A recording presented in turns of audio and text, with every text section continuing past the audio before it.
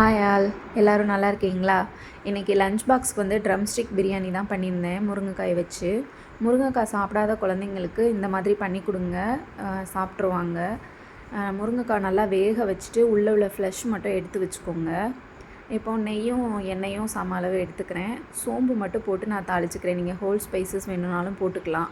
பெரிய வெங்காயம் 2, ஒரு பச்சை மிளகாய் போட்டு நல்லா வதக்கிட்டு, ஒரு சின்ன தக்காளி 2 தக்காளி போட்டு நல்லா வதக்கிக்கோங்க. 2 ஸ்பூன் இஞ்சி பூண்டு பேஸ்ட்டு போட்டிருக்கேன். ஒரு கைப்பிடி புதினா, ஒரு கைப்பிடி கொத்தமல்லி, அப்புறம் நம்ம வேக வச்சுருக்க அந்த முருங்கைக்காவோட ஃப்ளஷையும் போட்டுக்கிறேன். பிரியாணி மசாலா, கொஞ்சமாக மஞ்சள் தூள் போட்டு தயிர் ஊற்றி நல்லா மிக்ஸ் பண்ணி தண்ணி ஊற்றிக்கோங்க. நான் சீரக சம்பாவில் தான் பண்ணியிருந்தேன். ரொம்ப நல்லா இருந்துச்சு டேஸ்ட்டு. நீங்கள் பாஸ்மதி ரைஸ்க்குள்ளே கூட ட்ரை பண்ணுங்கள். அதுக்கு 1க்கு 1.5 அளவுக்கு தண்ணி ஊற்றிக்கோங்க. இப்போது காலிஃப்ளவர் 65க்கு வந்து கடலை மாவு ஒரு 4 டேபிள் ஸ்பூன், 2 டேபிள் ஸ்பூன் அரிசி மாவு, அப்புறம் மஞ்சள் தூள், தனி மிளகாய் தூள், மல்லித்தூள், பெப்பர் தூள், அப்புறம் சிக்கன் 65 மசாலா, லெமன் ஜூஸ் கொஞ்சமாக போட்டுக்கோங்க. நான் லெமன் ஜூஸ் போடலை.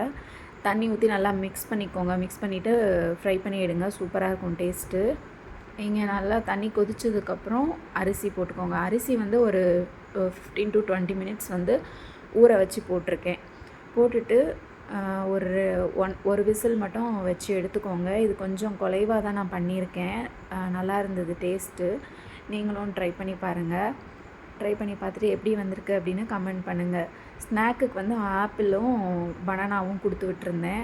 இந்த வீடியோ பிடிச்சிருந்தா லைக் பண்ணுங்கள், ஷேர் பண்ணுங்கள், சப்ஸ்கிரைப் பண்ணுங்கள். மார்னிங் ட்ரிங்க்கு வந்து வெள்ளை பூசணிக்காய் ஜூஸ் வந்து குடித்தேன். ரொம்ப நல்லா இருந்துச்சு. தேங்க்யூ.